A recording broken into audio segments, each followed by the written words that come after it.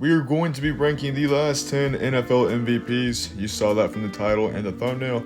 And I just want to say real quick, this isn't a knock or this isn't disrespecting any of these MVP seasons. It's extremely difficult to rank 10 phenomenal seasons. Every single one of these seasons are great. But anyway, let's get right into it. To start off our list though, at number 10, we have Lamar Jackson in 2023. Now again, like I said, none of these seasons are bad. They're all great seasons. Lamar Jackson in 2023 had a good season, but when compared to the rest of the MVPs on this list, it's not a good season. And to be completely honest, he shouldn't even have won MVP this season. In 2023, Lamar Jackson had 3,678 passing yards, 24 touchdowns, and 7 interceptions, which that's not enough touchdowns in my opinion to be MVP, and that's not the best touchdown interception ratio, but anyway. He also had 821 rushing yards and 5 touchdowns, which is pretty impressive, and that's probably a part of the reason why he got MVP. But the main reason he got MVP was because he was the quarterback on the best team in the NFL. The real MVP of this season should have been Christian McCaffrey, and he had 1,459 rushing yards and an insane 21 touchdowns. On top of that, he had 564 receiving yards and 7 receiving touchdowns, and this was the perfect season for a non-quarterback to win the MVP. And once I knew Lamar Jackson won MVP, we are never going to see a running back, wide receiver, anyone. It's from here on out, it's only going to be quarterbacks winning the award, which really sucks. And even if they wanted to give the award to a quarterback, it shouldn't even have been Lamar Jackson. I'm a Cowboys fan, and I promise I'm not trying to be biased, but if they wanted to give the award to a quarterback, it should have been Dak Prescott, who, in my opinion, had the best season by a quarterback in 2023. 4,516 passing yards, 36 touchdowns, and only 9 interceptions, and the Cowboys were the 2 seeded that year. Just don't remind me what happened in the playoffs. Coming in at number 9, we have Josh Allen from this past season, and in my opinion, he's the best looking quarterback in the NFL. Last season, obviously, Josh Allen had a good year, 3,731 yards, 28 touchdowns, and 6 interceptions, but honestly, he should not have won MVP this season. Funny enough, this award should have gone to Lamar Jackson, who in 2024 had a much better season compared to his MVP year in 2023. 4,172 yards and an insane touchdown interception ratio of 41 touchdowns to 4 interceptions. And you factor in his rushing yards, if he won MVP this season, it's honestly way higher on this list. And when I was watching the ceremony and they gave the award to Josh Allen, I was completely shocked. And I think the main reason why they gave it to Josh Allen, though, was because of voter fatigue and the Joel Embiid effect. I said that a little wrong. The Joel Embiid effect, and basically what that is if you don't watch NBA or you don't remember that season, in 2023 they gave the award to Joel Embiid because he kept on coming up so close to winning MVP, but he couldn't win. And in 2023, they had voter fatigue, and they're kind of like, you know what, you've never won it before, you had a good season, not a better season than Nikola Jokic, but we'll give you MVP. And I think that's what they did to Josh Allen. Didn't have a good enough season, but they're like, you know what, you come up close so many times, we're kind of tired of voting for the same guy. Here, we'll give it to you, Josh Allen. At number 8, we have Tom Brady from 2017. In 2017, Tom Brady threw for 4,577 yards, 32 touchdowns, and 8 interceptions. Definitely not a bad season at all. But in 2017, Tom Brady should have never won MVP to begin with. If he had stayed healthy, this award would have gone to Eagles quarterback Carson Wentz, who, through 13 games, was putting up MVP numbers, but in Week 14 against the Rams, he tore his ACL, which ruined his season and was probably the injury that would ruin his career. I'm going to say from here on out, it is incredibly difficult to rank all these MVPs.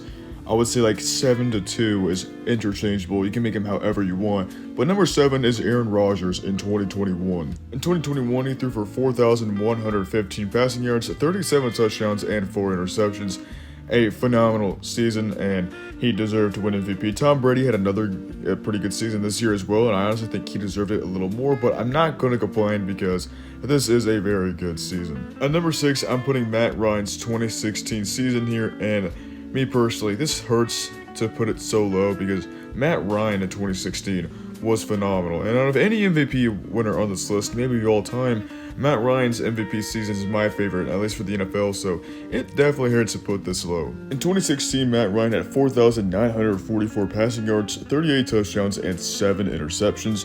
You definitely could put this one higher, but in my opinion, the next 5 are just so phenomenal. Some of the seasons we're about to mention are record-breaking, very iconic seasons, and it's just hard to rank all these seasons. Matt Ryan easily could be higher if you wanted him to, but sadly, I'm going to put him at number 6. Hopefully y'all don't hear this rain. It's not a lot, so you probably might not. But at number 5, we have Lamar Jackson in 2019. In 2019, Lamar Jackson had 3,127 yards, 36 touchdowns, and 6 interceptions. That's a very impressive touchdown-interception ratio. The passing yards aren't really there, but that's not what catches the eye. In 2019, for just the second time in NFL history, a quarterback rushed for over 1,000 yards in a season, and Lamar Jackson actually broke Michael Vick's record in 2006. And on top of that, he led the Ravens to a 14-2 record, and this is easily sealing the MVP award for Lamar. Coming in at number 4, we have Aaron Rodgers in 2020, which started his back-to-back MVP campaign. In 2020, Aaron Rodgers had 4,299 yards, 48 touchdowns, and 5 interceptions. That touchdown-interception ratio is absolutely insane, but with Aaron Rodgers, it's nothing new, and he led the Packers to a league-best 13-3 record. But again, the Packers, unfortunately for them, ended in another playoff disappointment. Coming in at number 3, we have Cam Newton in 2015, and if you want to put this season at number 1 or number 2, I would not blame you at all. And in my opinion, I think everyone can agree with this too. This is the most iconic NFL MVP winner of all time. His passing stats have 3,837 passing yards, 35 touchdowns, and 10 interceptions. And then you counter in the fact with over 600 rushing yards and 7 rushing touchdowns in 2015. Definitely one of the best MVP seasons we've seen. And you counter the fact that he led the Panthers to a 15-1 record. Could have easily won the Super Bowl. I think it's a lot closer than what the score suggests. And you count in the fact with the dancing in the end zone and then giving the ball to the fans. Definitely one of the most iconic and most likable NFL, not even just MVP seasons, one of the most iconic NFL seasons by a single player of all time. Coming in at number 2, we have Patrick Mahomes in 2022. If I'm going to be completely honest, I think this is a season that needs to be talked about more. 5,250 passing yards is the most in a single season. Yes, I know it's 17 games, but still, it's a record. 41 touchdowns and 12 interceptions, and he was the first MVP winner to win the Super Bowl in the same season since 1999 when Kurt Warner did it. Not saying Jalen Hurts should have won MVP over Patrick Mahomes, but he definitely had a good season, and I think any other year he could have won MVP. And it was also pretty cool to see number 1 and number 2 in the MVP voting play against each other in the Super Bowl. And coming in at number 1, in my opinion, the best MVP season of the past 10 years is Patrick Mahomes in 2018. By the way, this was his first season playing. He sat all of 2017, and well, he only played one game in 2017. It was the last game. But besides that, he played for the rest of the 2018 season because they traded away Alex Smith, and immediately this dude made a crazy impact. Maybe the best first season we've ever seen of an NFL player. Over 5,000 yards, 50 touchdowns, and only 12 interceptions as he led the Chiefs to the 1 seed in the AFC. I still can't believe this season happened. We know Patrick Mahomes. We know him as the player he is today. He's a good player. He's been consistent. Last season he wasn't good, but he's the best player in the NFL. And I'm still speechless over this season. It was absolutely unreal. It really sucks though, because I remember this season Phillip Rivers didn't have an MVP season, but he had a really good season. And then Drew Brees had an MVP type season, and he never won an MVP before. And if it weren't for Mahomes, this MVP definitely would have gone to Drew Brees, and it would have been cool because this dude has been dominant for over a decade now. Would have finally won his first MVP, but sadly that just wasn't the case. And any other season, Drew Brees would have won MVP.